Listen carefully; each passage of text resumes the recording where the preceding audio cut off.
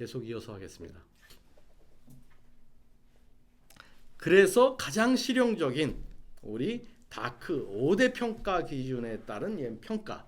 그래서 큰 매트릭스를 갖다 놓고서는 그거를 그냥 체크하는 그런 것을 얘기하는 거예요. 그런데 그렇게 체크하는 것이 정말 제대로 된 앞에서 얘기하는 그런 것들을 나타낼 수 있을까? 잘 못 나타내요. 그렇지만은 조금 더 개선된 방향으로 할 수가 있을까? 거기에 가까워지도록 그건 할 수 있어요. 이게 어느 정도 그 정도는 이제 볼 수가 있다는 얘기죠. 그러니까 이것도 완벽할 수는 없는 거죠. 당연히 이론적으로도 안 맞아요. 이게 그런데 그래도 조금 더 개선하는 방향으로는 실용적이다라고 얘기할 수가 있는 거예요. 이게 이론과는 되게 동떨어져 있거든요. 이론적이지 않아요. 근데 이걸 만든 사람들을 제 그 박사과정 학생이 가서 만났어요. 나 당신네들 이거 어떻게 만들었냐 그랬더니 맨 처음에 우리가 대충 한번 잠깐 생각해갖고 한번 이렇게 해서 발표를 했는데 야 이게 그렇게 사람들이 좋아해갖고 많이 쓸 줄 몰랐다 이런 얘기를 해요. 그래서 사실 이거를 설명한 문서는 되게 조그만 문서예요. 별 얘기도 없어요. 그것이 이렇게까지 각광받고 널리 쓰이게 되는 거를 이 만든 사람들도 별로 몰랐었던 거죠. 그런데 별로 마땅한 대안도 없기 때문에 이걸 그냥 계속 쓰는 거예요. 그런데 이러한 적절성이 6가지, 예전에는 5가지였는데 일관성이 새로 들어가서 6가지가 됐죠. 그래서 이 6가지는 적절성, 일관성, 효과성, 효율성, 영향력, 그리고 지속 가능성 이렇게 6가지예요. 그래 갖고서는 이거를 그냥 기계적으로 얘기하자면은 사실 제가 만족하기에는 너무 기계적이에요. 예를 들면 그 적절성 이거는 그 나라의 발전 전략과 맞느냐 아니면은 이 개입 기관 코이카의 어떠한 개입 전략과 맞느냐 그거 안 맞을 수가 있겠어요? 그거 다 맞는 거지. 100% 맞아요. 그러면 되느냐? 안 돼요. 사실 이 적절성에서 어긋나는 사업이 제가 보기에는 굉장히 많아요. 그래서 저는 더욱더 강한 기준을 해야 된다고 생각하는데 저는 제가 드리는 말씀은 여기에 전혀 안 나타나 있어요. 여기에는 그냥 정의, 개요 어디서나 다 찾을 수 있는 그러한 얘기를 하는 거고 저는 보건 사업이라든가 이 평가를 하면서 느낀 점들을 중심으로 말씀을 드리는 겁니다. 이 ODA 사업, 특히 보건 사업을 할 때 많은 경우 적절하지 않은 것 같아요. 어떤 사업이 적절하냐 하면은 그 나라가 어차피 몇 년 있음을 해야 되는 사업. 그렇지 않아도 하려고 했는데 예산이 조금 부족해서 못했던 사업. 이런 것들을 해야 돼요. 이런 것들을. 사실 이론적으로는 그 나라에서 하고 있는 사업 뺏어 갖고서는 너희들은 이 돈 딴 데서 써. 그 사업 그냥 하는 게 굉장히 좋아요. 왜냐면 그 나라는 그러면 그 돈 절약해 갖고선 자기네들이 우선적이라고 생각하는 사업에다가 넣을 테니까. 가장 우선적인 사업이 뭐냐? 그 나라의 가장 우선적인 사업이 뭐냐? 그 사업을 해야 되는 거거든요. 근데 우리가 그걸 잘 모르잖아요. 그래서 우선적인 사업은 뭐냐? 어차피 그 나라가 하고 있는 사업. 그러니까 그걸 하기가 어려우니까는 그 나라가 막 하려고 그랬던 사업, 곧 하려고 그러는 사업, 이런 사업을 하는 것이 가장 우선적인 사업이라는 얘기예요. 물론 그렇지 않은 사업도 가끔 있어요. 그리고 또 해야 되는 사업이 있어요. 그 대부분은 사실은 그 나라의 인식이 아직 세계적인 그러한 인식을 쫓아오지 못하는 것들이 있어요. 예를 들자면은 젠더. 그냥 놔두면은 그 나라에서 젠더 잘 안 해요. 그런데 지금 세계 전체 딴 나라들은 젠더 해야 된다라고 생각하는데 그 나라에서 인식이 아직 못 따라오는 거거든요. 그래서 젠더 같은 거는 또 해야 될 필요가 있어요. 그런데 그거 외에 일반적인 딴 사업에 있어서는 제가 방금 말씀드린 그 나라에서 곧 그렇지 않아도 하려고 했던 사업을 하는 것이 가장 적절하다. 그런데 그렇게 평가하는 사람들 별로 없고 그렇게 생각조차 다른 사람이 있다는 게 좀 문제죠. 근데 그거는 경작 이론에서는 사실은 그게 가장 좋다라고 얘기를 해요. 일관성. 일관성은 새로 들어온 거기 때문에 그렇게 많은 말씀을 드리기가 좀 어려운데 사실 국내 정책상으로도 되게 일관성이 없는 것들이 좀 있어요. 예를 들자면은 이 통상 정책을 하는 데 있어서 우리나라에서는 통상 무역에 있어서는 우리지라고 해서 굉장히 그 여러 가지를 갖다 줘요. 딴 나라하고 일관성이 없어요. 우리나라의 모델은 딴 나라랑 달라요. 그건 이제 막 얘기를 한단 말이에요. 그리고 딴 나라들은 또 자기네들 얘기를 해요. 그래서 국제사회가 다시 모여서 야 우리 일관성 있게 하자.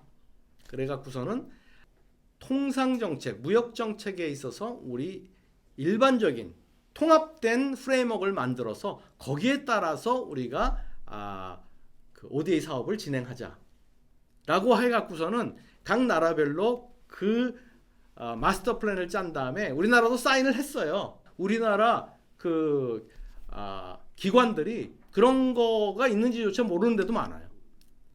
그러면 거기 있는 대로 따라가야 되는데 우리는 그거를 따라가지 않는 경우도 많다는 얘기죠. 그래서 일관성이 없는 거죠.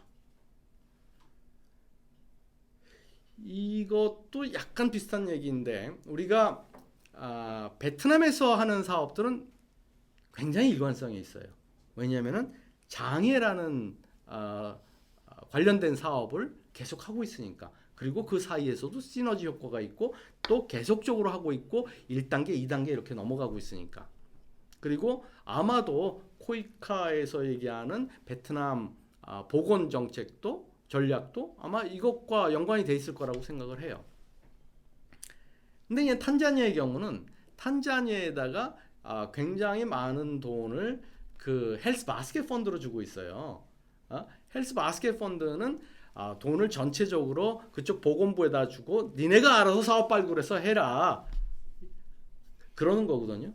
그래서 여기서는 사업 발굴을 하거나 그걸 직접적으로 개입하는 게 중요한 게 아니고 이거는 그 시스템을 관리하는 거, 시스템을 개선하는 데 역점을 두고 있는 거예요.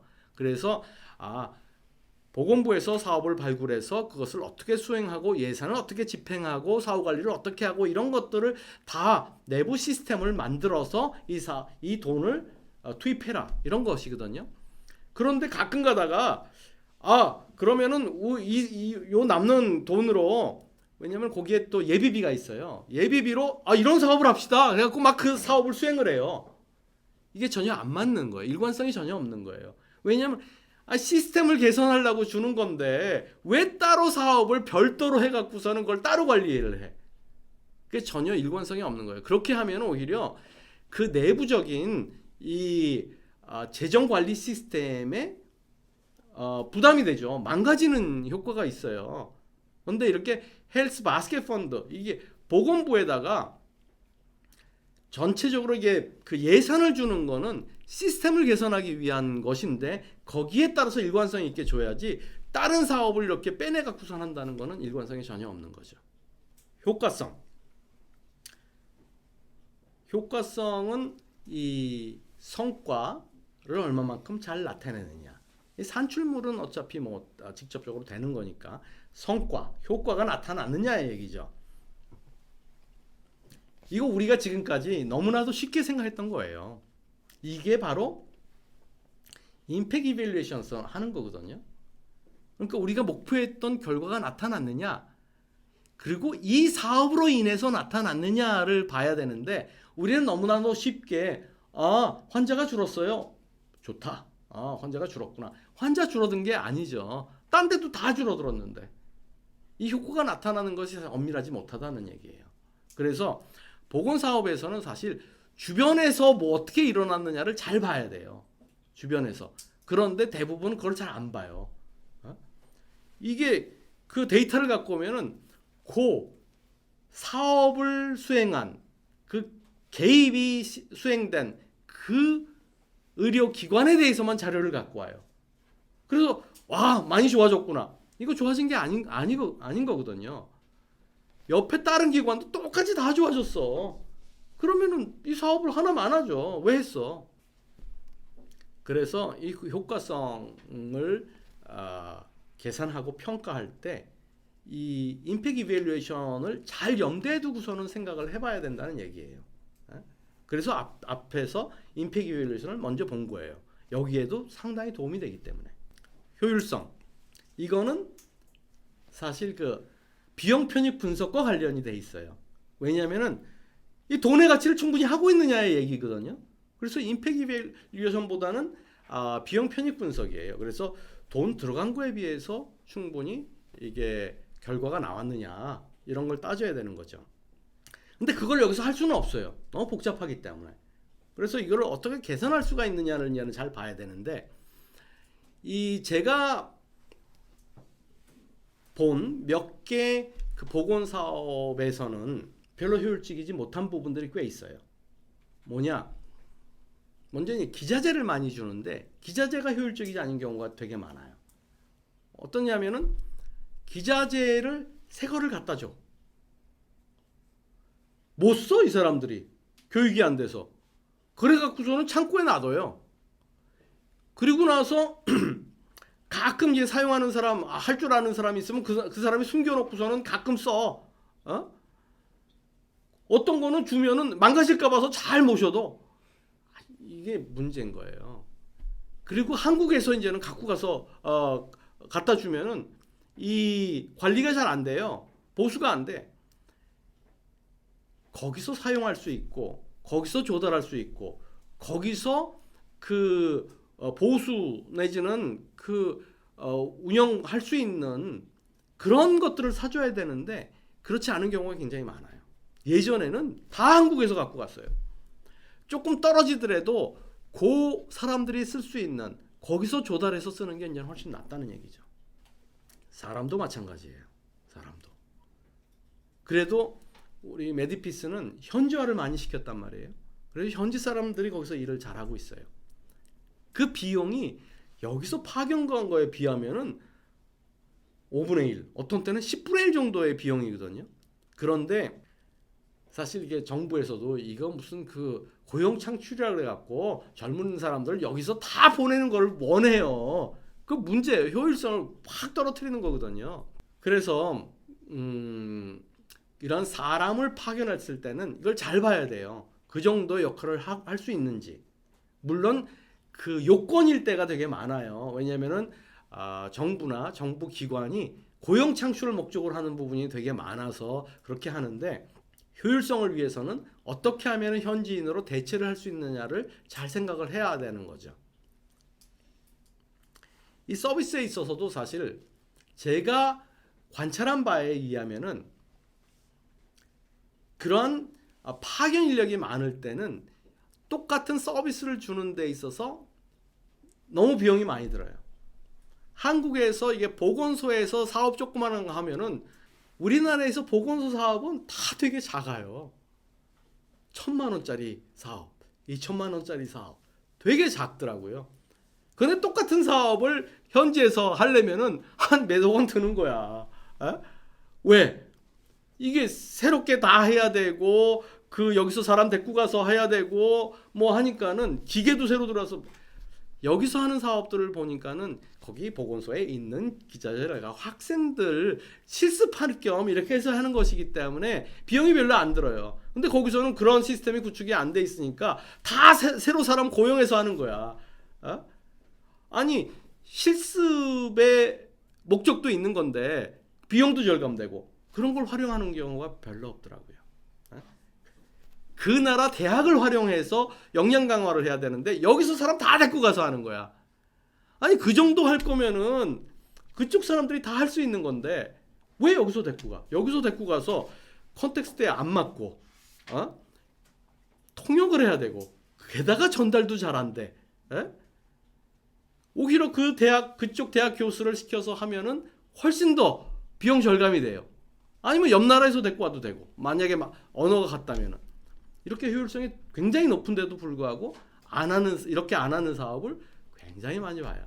네? 굉장히 많이 봐요. 영향력. 이거는 사실 5대 기준에서 없어질 뻔하다가 남겨놓은 거거든요. 왜냐하면 이게 효과성이랑 비슷한 거니까 결과가 나타나느냐. 근데 이거는 오히려 조금 요 사업과 좀 떨어진 결과를 많이 얘기를 해요. 근데 이 결과가 나타나는 게 사실 쉽지는 않죠. 그런데 예를 들어서 그 시스템에 좀 변화가 있었다. 그래서 굉장히 효율적으로 예산을 집행하는 시스템을 그 안에 드러났다. 아니면은 요번 베트남 사업처럼 우리가 사업을 함으로 인해 갖고서는 마스터 플랜을 만들어 갖고서는 전체적으로 어떤 그 여러 가지 다른 성에서도 비슷한 변화가 일어나려 그랬다. 이런 게 굉장히 중요한 영향력이죠. 그런데 어떤 경우에 있어서는 이 영향력을 너무 또 오버해서 하려는 사람들도 있어요. 사업들도. 예를 들어서 시스템을 우리 사업에서는 이렇게 해달라고. 남미에서 사업을 하는데 남미에서 사업은 대부분 그 의사들이 투 잡, 쓰리 잡을 뛰면서 이거는 파타임 잡처럼 근무를 해요. 그래서 이렇게 하면은 이거 안 돼. 우리 적어도 우리 병원에 있어서는 이거 안 돼. 풀타임으로 들어가서 월급 더 많이 주고 그래서 항상 여기서 근무하게끔 만들어 달라고. 그래서 요구를 했어요. 첫 해는 그렇게 됐죠. 나중에 가보니까는 다 없어졌죠. 그 시스템을 무시하면서 그 시스템을 바꾸지 못하면서 너무 오버하게 이렇게 이 사업만은 바꿔달라는 팀이 있어요. 그것도 잘못됐어요. 그거 안 돼요. 그 시스템을 어느 정도 인정을 하고 시스템이 바뀌면서 이게 바뀌어야지 되는 거지. 시스템을 무시하고 이 사업을 하면은 그거 결국은 안 돼요. 시스템 바꿀 생각 하면은 너무 어렵다 그러면 시스템을 못 바꾸면은 시스템을 순응을 해서 해야지 되는 것이지. 시스템을 너무 이 사업에만 바꾼다? 그건 시스템 바꾸는 게 아니에요. 그래서 그것도 좀 무리가 가는 부분이다라고 생각할 수가 있겠어요. 지속 가능성. 이게 보건 사업에서는 지속 가능성을 확보하는 게 매우 어려워요. 매우 어려워요. 특히 새로운 사업을 하려는 경향이 있으면 더욱더 그렇죠. 이게 지속 가능성이 있으려면 먼저 그 현지 시스템에 반영을 해야 돼요. 그리고 현지 시스템 하에서 움직여야 돼요. 이 스탠더론한 사업은 일단 잘 안 돼요. 무조건 없어져요. 그거는 철수하고 나면 없어져요. 시스템 하에서 그 나라 정부가 끌고 나갈 수 있을 정도가 돼야지 그게 남는 거지. 그렇지 않으면 남지를 않아요. 또 하나는 이 보건 사업은 돈이 많이 들어가요. 돈이 많이 들어가. 그 의약품 같은데 돈이 많이 들어가요. 그래서 많은 개도국에 갔을 때 이게 우리가 철수하고 나면 이게 유지가 될까? 이게 쉽지가 않아요. 쉽지가 않아요. 그래서 시작했을 때부터 이 출구 전략을 잘 생각해서 어떻게 하면 우리가 5년 후에 빠져나갈 수 있을 것인가를 생각하면서 해야 돼요. 그런데 대부분은 이거 생각 안 해요. 스탠더론은 이건 출구 전략을 생각하지 않은 사업들이에요, 다. 그래서 이 출구 전략에는 몇 가지 방법이 있어요. 하나는 수원국 정부한테 넘겨준다. 또 하나는 수혜자들한테 어느 정도 저걸 받는다. 또 하나는 다른 기관한테 참여를 독려한다. 그 외에 그렇게 많지가 않아요. 사실 출구 전략이라는 게. 그래서 이러한 출구 전략을 처음부터 잘 생각해서 이게 수행을 해야 된다. 이런 말씀을 드릴 수가 있겠습니다. 그래서 오늘은 주로 이제는 세 가지 평가 방법. 그래서 비용 편익 분석, 그리고 영향 평가, 그리고 다크의 5대 기준에 따른 평가를 말씀드렸는데 사실 각각에 대해서 되게 좀 긴 시간 동안 얘기를 해야 되는데 너무 긴 시간 동안 얘기를 하면은 지루할 수도 있고 전체적인 거를 또 못 볼 수도 있고 그래서 오늘은 세 가지가 어떻게 연관이 돼 있느냐를 중심으로 해서 보건 사업에 어떻게 적용할 수 있느냐를 중심으로 해서 말씀드렸습니다. 네, 감사합니다.